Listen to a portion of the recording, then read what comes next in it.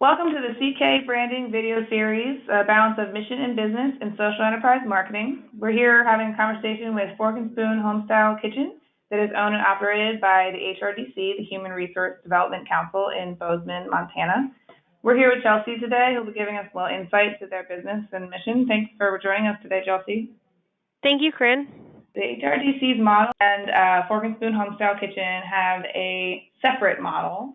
So the mission and the business are largely separate from one another. They have different websites and they're separately, and then they also but they're housed under the same mission and operating system. So Chelsea, would you mind just giving us a little insight to what that looks like and how that came to be? Yeah, so the Fork and Spoon Homestyle Kitchen is a restaurant that is owned and operated by the HRDC. And the HRDC is a large social service community action nonprofit in Bozeman, Montana that provides a wide variety of services, food and nutrition, early childhood education, transportation, housing assistance, employment assistance, a wide berth of opportunities. And we are housed within the HRDC, but we operate as a fairly separate restaurant that is owned and operated by them. We're still, all of our Fork and Spoon staff are technically HRDC staff. We still have the HRDC director and CEO oversees Fork and Spoon. And we, depending on who we're communicating with and what message we're trying to say, we either pull that relationship in really close or we try to keep it a little bit separate. It depends on what marketing platforms we're using and who we're talking to, how we try to frame that relationship. So could you tell us a little bit more about the Homestyle Kitchen and what kind of restaurant it is, how any kind of mission-oriented, the pay what you can model, kind of an overview of what you guys do through Fork and Spoon? Yeah. So Fork and Spoon is a restaurant in every sense of the words, except we have a very unique payment model, and we operate on a pay what you can model, which means that we have suggested prices for our meals, but our patrons ultimately get to set their own price. So for every time a patron comes in, they'll never be asked to pay higher than $8 per person. We have an a la carte menu, so it could be less than that depending on what you order, but it will never be more than that. And then at checkout, as a patron, you are presented with your suggested cost for the meal, but you get to set your price. So that could be paying this suggested price. It could be paying less than that, and that could be anywhere from $0 to the suggested price. So we have plenty of patrons that eat here for free every night. And then we also offer individuals the opportunity to pay it forward. And that means that they're going to put extra onto their bill in order to help cover the costs of those who don't pay for their dinner. And that runs the gamut. We'll see people that will, give a couple bucks similar to a tip, and then people will throw us $100 on an $8 meal and really use it as an opportunity to donate to us and to our mission. And the idea behind the pay what you can model is that every night we'll have individuals that are coming in and that are going to pay it forward to help cover the cost of those who can't pay. And we'll ideally have a net zero that night where we'll have people that helped pay for those who couldn't pay. And as a result, we're able to make that balance meet. Now, it doesn't always happen that way.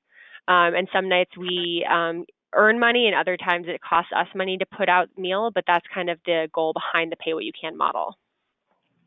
Wow, that's really fascinating, and also, I guess, can bring a lot of risk to your business. How has that turned out? You said that sometimes it costs and sometimes it doesn't. Has it generally balanced out? And if you have any challenges, how do you guys manage that? Yeah, so at this point, I would say it costs us on average more frequently than we end up earning. So I'd say on average, it normally costs us about $200 to $500 every night to put out dinner. And that's really dependent on how many people come in that pay it forward. We have a pretty regular crowd of people that come and do rely on us for food security, that come and either can't contribute anything or can't contribute the full amount. And that cost to us is pretty consistent. So it really makes or breaks if we end up breaking even or earning money that evening, as if we have patrons that come in from the community to help pay it forward. And of course, the big question is, well, how do you guys pay for those nights where you don't make enough money? And that's something that we're working on right now in several different ways. One is we do have some significant fundraising campaigns out in the community, and that's a benefit of being owned and operated by the HRDC, which has a very positive reputation in Bozeman, and people really value the services they provide. So we have a marketing and resource development team that helps us with those larger fundraising and bigger donor relationships. And then we also are launching several for-profit ventures, and they are housed under the nonprofit model. They are nonprofits, but the way they operate is all of the profits come into Fork and Spoon. And so for those programs we have right now, or we have Fork and Spoon Catering and Space Rental, where we run a catering program, and it's like any other catering program. Our prices are similar to the community. All the profits come into Fork and Spoon. We also often rental of our dining space and our kitchen space. So we have a phenomenal commercial kitchen, and we rent that out to cooks in the community that need a space. We also rent out our dining room for events. And then we also partner with a coffee hut in our parking lot. It's called Higher Ground, which is also owned and operated by the HRDC, and all of their profits come into Fork and Spoon. And so those are the three big ways that we offset the cost of running on a pay-what-you-can model right now, is through catering and space rental, Higher Ground, and donors and generous community, like corporate sponsors and community donors. And then that's an ever-evolving topic. We're always looking for ways to partner and create new ideas and new initiatives. So those are the three big ones right now. So really the social enterprise / nonprofit model of if the one business isn't producing revenue but has higher community impact, then we'll subsidize with other businesses because we believe in the mission of that business. Mm-hmm. Mm-hmm. So you all recently went through a rebranding process. Would you mind telling us a little bit more about how that went and what the decision process was? Yeah, so we went under an intensive rebrand and renovation back in October, and our old restaurant was the community cafe, and it was still a pay-what-you-can model, but our ordering and our payment processes were very different. And just to provide a quick summary so you know where we came from, we used to provide a different meal every night. It was all served on one plate, and a patron would come in, sit down, they'd place their order with a volunteer, and they would usually just get the full plate of food. And then the volunteer would go in the kitchen, they'd bring it out to them. And then there were donation boxes at the entrance where people could put in a check or cash. And then there was a self-service iPad to process credit card. So that was our old model. So in October, we went through a very big change, which included a interior renovation, which was new furniture, new floor, new paint. We ripped out booths and made everything movable within our dining room to allow us to change the space, and also if we rented it out, to allow our renters to change the space depending on what they were looking to do with the event. We changed our name and our logo, and we really honed in our messaging. So we hired an outside marketing firm to help us with all of that, and they came in and asked us a bunch of questions about what we wanted to see differently, how we wanted to portray ourselves to the community, and they came back with some messaging platforms, the new name and new logo suggestions. And then we also made changes to our ordering process to make it mimic any kind of other fast casual restaurant where you go to an ordering counter and place your order with through a POS system. You take a table flag number, you go to your table, and then your food's brought out to you. And it's at that point when you order where you're offered the opportunity to pay. So we also changed it from just someone seeing our donation box and maybe giving us a couple bucks to actually making an upfront ask, which has been hugely beneficial. And then we also changed our menu. And so instead of having one meal every night with no options, we now run a weekly menu. And we launch a menu on a Monday night. It runs through Tuesday of the following week. And that menu has options. So we always have pizza options, and we always have an entree special, which is usually a Americana Homestyle cooking. We always have a soup and salad, and we always have dessert options. And so that menu, by running on a weekly basis, it allows us to have higher quality meals because we can actually plan for them, and it allows us to It allows us to have higher quality meals, and it also allows our patrons to plan better if they want to come. They're able to look at our menu days in advance and say, yes, I like what's running this week, or no, I don't like what's running this week, and choose to come in that way. And then finally, we wanted to be more kid-friendly. And so we always offer kid options on our menu. We try to make our entrees fairly kid-friendly as well. And we made the space more welcoming and inviting to be more conducive to providing a good space for families to eat. Wow, you really went through a whole transformation. Yeah, it's a pretty big facelift. It's very different. Yes, that's really great. I mean, it sounds like you went from the more of a community feeding program focus to a business-oriented approach, but still with the mission as the main focus. Mm-hmm. And that was kind of the idea, is in researching other social enterprises around the country, and we went to a few conferences and got some really great insight there. The biggest thing that we took away was that you have to lead with a quality product, and our product is dinner. Our product is a meal. And so we needed to lead with a quality product, which means we need to have a good dining environment. We need to have good food. We need to have a good meal. We need to have menu options. And so lead with our quality product. And then the second is that we have a great social mission, and we feed those individuals in Bozeman who don't have access to other sources of food. But the idea was that we're going to lead as a restaurant in the community, and then hopefully we'll have great food, we'll have great pizza, we'll have a great environment, and we'll be competitive with other restaurants in the area, so that when people are choosing where to eat, we'll be right up there in terms of food quality, but then we'll also have that social mission running for us, which is that we support the Bozeman community as well. Yeah, I think that is such an important point, that you have to still be so competitive within the business side, the social enterprise piece, and then the mission is an extra bonus that will pull people in. But first and foremost is the product, which can be difficult when you're focused on training and you have so many other programs going on. I think that's really, really valuable that you guys found that. That's just really exciting to hear about. Yeah, and I mean that the social mission, it changes depending on what platform we're marketing on. So, if we're doing a big fundraiser, or our marketing department is doing a donor dinner or something like that, they're obviously going to lean a little more heavy on that social mission aspect of Fork and Spoon, because they're more appealing to a donor base. Whereas when we're doing hard marketing in the community, whether it's through our social media or through TV or through radio or through print, we're really putting ourselves out there as a restaurant. And sometimes we don't even mention that we're a pay-what-you-can restaurant. We just put ourselves out there as a traditional restaurant that serves pizza, that serves Americana-style food.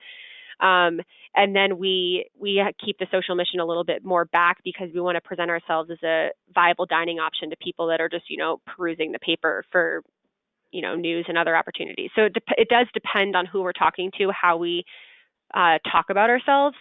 But I'd say the emphasis that we have now is putting ourselves forward as a restaurant, as a catering business, and then, like I said, one that also has a really great social mission to support the community.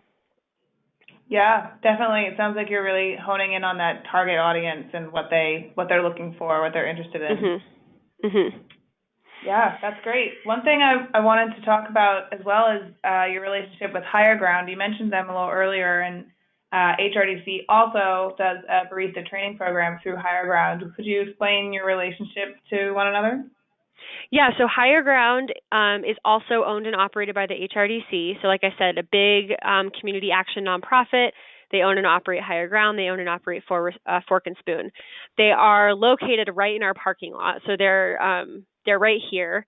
And the idea behind Higher Ground is, as you can see, coffee for a cause.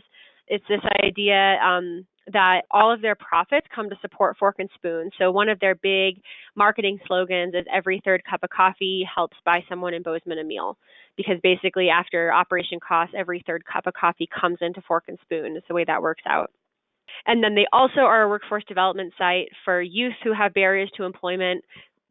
And they'll train youth on barista skills, customer service skills, and then also kind of soft skills required for a job, such as, texting your employer if you're going to be out sick, or talking to your employer if you're struggling with the schedule, or arriving on time, hygiene, how to dress for a job, like those kinds of soft skills. And a lot of the youth, the HRDC also runs a youth home, and a lot of the youth have come out of that youth home. Although it's not exclusive to that, we've also had youth that have gotten in the program in other ways, but that's one of the ways youth have been funneled into that program. You guys have a lot of missions going on. That's really amazing. That you guys are connected, and each enterprise has different goals, but will support one another. Can you speak to a little bit of how you speak about the higher ground at Homestyle Kitchen, and if there are any difficulties in connecting the two under one HRDC roof?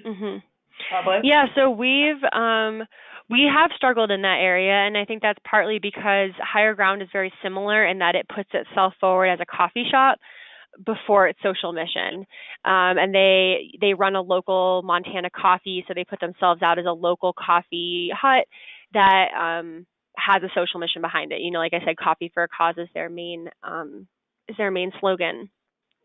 But we have struggled, and I think part of it is because we struggle on the way to frame the idea of what a social enterprise is to a community that is really is not familiar with that term. So social enterprise, at least here in Bozeman, is a very new term, and every time we use it, it requires an explanation. And so that's really challenging for marketing to be like, we're a social enterprise and this is how, and then have to explain what a social enterprise is when you're trying to, be concise and visual, and that can be a challenge.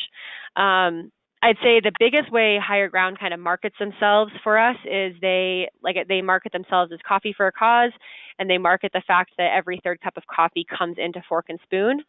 And we try to market for Higher Ground every time we go out in the community. So like I said, our catering carries Higher Ground product.